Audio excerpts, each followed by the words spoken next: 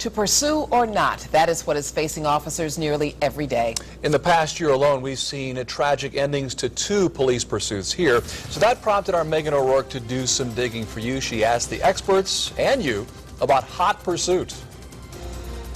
The question whether or not to chase is a decision that in a perfect world would be determined by a police department's policy. But often officials say it comes down to a split-second decision made by the officer. And as we've seen in our own community, that quick call can have life-altering effects.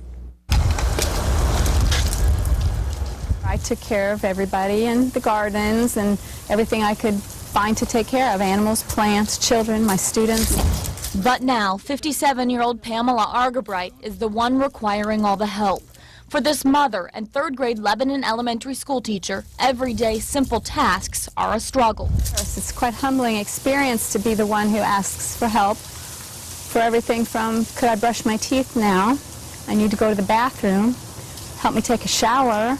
In July, Argabright was behind the wheel of her Toyota Matrix on 741 near Austin Boulevard when she was hit by a 19-year-old burglary suspect trying to elude Miami Township Police.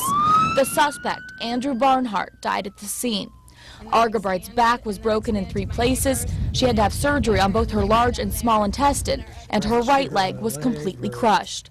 Argabright spent several weeks in the hospital and has no memory of the accident, but has since seen pictures. And I couldn't believe I was alive after that. Argabright says she doesn't blame Barnhart. He was just a teen who made a serious mistake. So who is responsible? Immediately after the crash, Barnhart's family criticized police for pursuing. My son was a victim here too. He was scared, he ran. They should have backed off from him, shot the tires, something, instead of chasing this boy and they see he was already scared. Miami Township Police declined to comment for this story, but in August defended the pursuit, saying Barnhart made the bad decision not to pull over. A few months prior, in May, 23-year-old Marcus Israel also ran from police. He was driving a stolen car and took off after a Franklin officer tried to pull him over. In an attempt to get away, Israel reached speeds over 100 miles an hour before hitting and killing Warren County Sergeant Brian Dooley, who was deploying stop sticks on US 42 at Utica Road. The car went out of control, started flipping. After a jury trial last month, Israel was found guilty of 8 charges, including murder, and sentenced to 25 years to life behind bars. Dooley's father later told reporters justice was done, but that still doesn't bring Brian back. And just because a pursuit ends up with a tragedy doesn't mean it was done wrong. Retired Akron police officer John Lindsay knows just how dangerous police pursuits can be. In 1991, one of his fellow officers was paralyzed when he crashed during a chase. That incident prompted Lindsay to become Ohio's leading defensive driving expert. He now travels the state and educates officers on the do's and don'ts of pursuits. And the right lane was open. We caught up with Lindsay here at Butler Tech's Law Enforcement Academy, where police pursuits and policy were the topic of the day.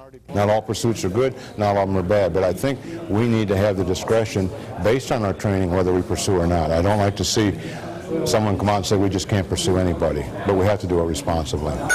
And Lindsay says there's no such thing as a one-size-fits-all policy. What works in Farmersville or Jamestown may not work in Dayton or Oakwood.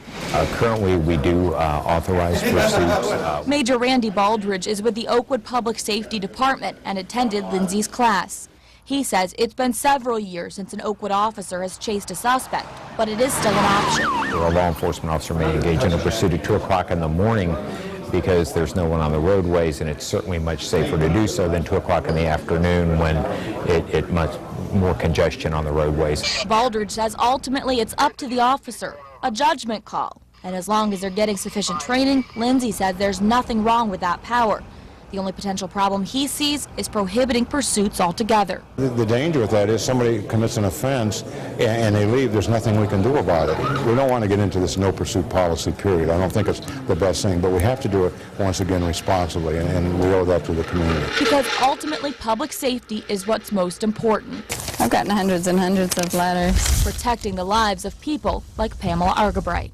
Before, I thought I was a person who appreciated the earth and my life and my students and my family.